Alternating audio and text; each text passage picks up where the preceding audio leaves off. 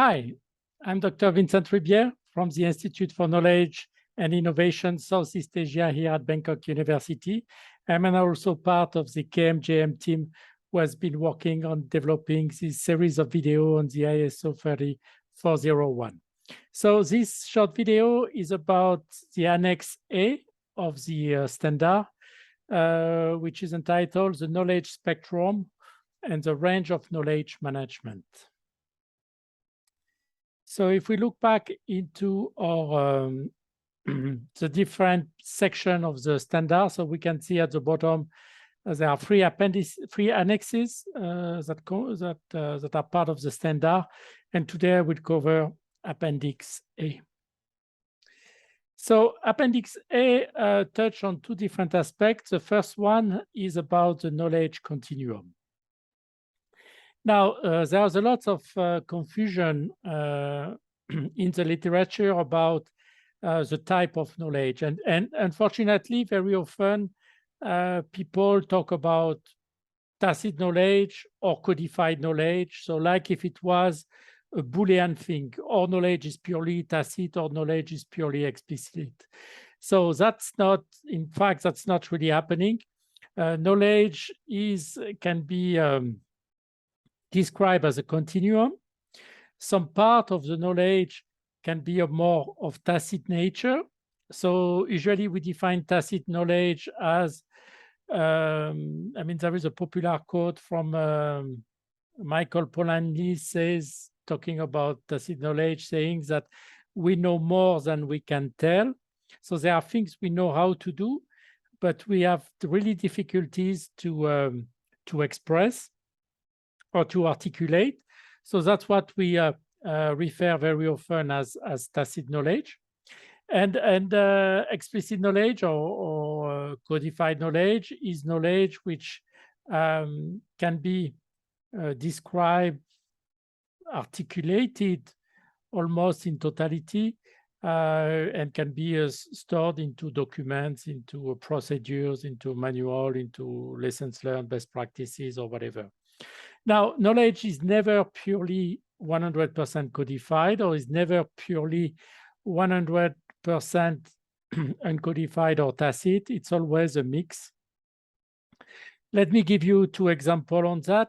The first one will be knowing how to swim, right? So can you swim?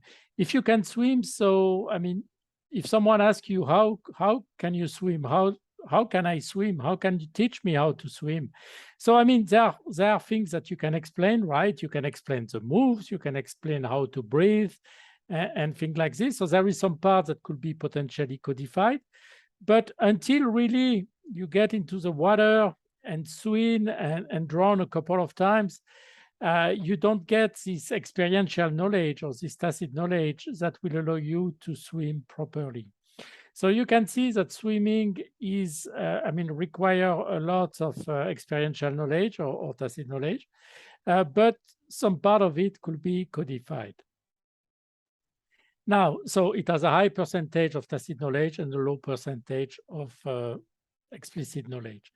Now, if we take, let's say, the example of a waiter in a restaurant, right? We could think that, well, we could define clearly the steps on what the waiter has to do, right? I mean, to welcome the guests, to sit them at the table, to take the order, to go and bring the food to the table, to take the food, to clear the plates later on, to clean the table, and to bring the bill. And roughly, I mean, we could define this stage in a very simple manner. But there are waiters that you want to tip, right? And there are waiters that you don't want to tip. So it shows that they are all maybe following the same procedure, but some of them have acquired over time a particular know-how, a particular experiential knowledge that will make them do their work in a slightly different way, even though they are following the same steps and the same procedures as someone else, but will do it maybe by paying much more attention to the customer, being much more customer-centric, remembering the name of the loyal customers, and so on. So in that case, maybe a large part of the knowledge can be codified, but there is still a part of it which is tacit. Okay, so just to show you that, yeah, different type of knowledge have different proportion of tacit and explicit part of it, but they are never purely explicit or never really explicit. Now, when we mean by uncodified knowledge, this can be also knowledge that someone is not even aware of that they possess, right? And they might discover that they possess this knowledge by practicing something or being faced with a particular situation. And then this knowledge can be codified to some extent by doing some knowledge capture or by learning or capturing experiences through different processes. Now, what is important to keep in mind is that knowledge can be transformed, right, from uncodified to codified.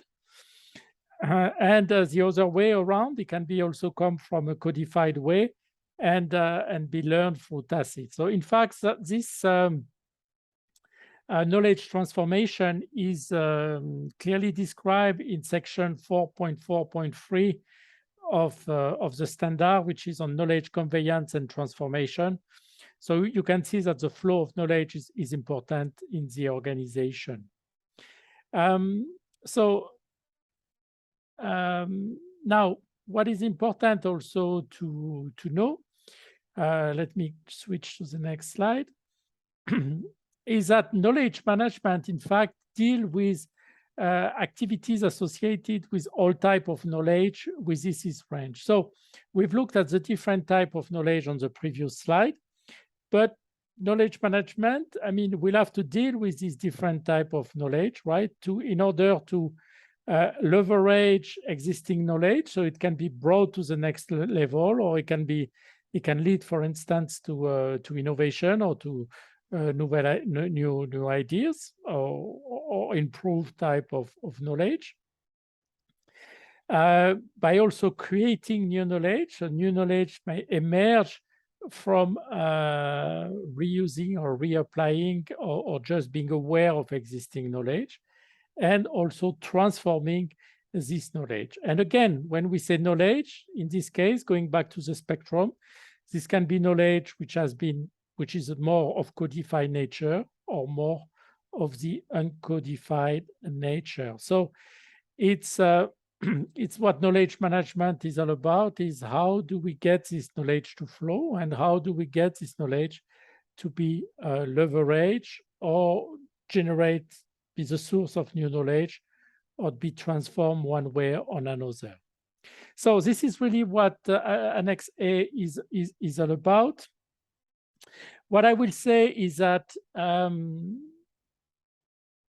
it's important to know the nature of the knowledge that you have in your organization, particularly the type of knowledge that we describe as critical knowledge. Because if you have a lot of critical knowledge, which is often defined as knowledge which is of value, but which is also potentially at risk, if this knowledge is more of uncodified nature or more of tacit nature, you might want to make sure that you apply some practices and tools or in order to reduce or to try to codify it as much as possible, this knowledge, or to transfer this knowledge, because sometimes you cannot codify it, right, if it's really experiential or tacit. So again, being able to transfer this knowledge to other people. So if something happened to the subject matter expert or to the only expert who owns this knowledge, then this knowledge will be lost. And again, this is identifying not only what knowledge is critical, but also what is the nature of this knowledge. If this knowledge is critical and it has been properly codified, well, there is not really too much risk out of it. But if it remains mainly uncodified, then, I mean, part of the activities you should put in place is to make sure that this knowledge gets codified to the best you can, knowing that we can never 100% codify everything you know, even so you were willing to openly share everything you know, you will never be able to do that because a lot of it remain experiential. Great, I hope you enjoyed this video, and please watch the other video in this series. Thank you for watching and see you soon. Bye-bye.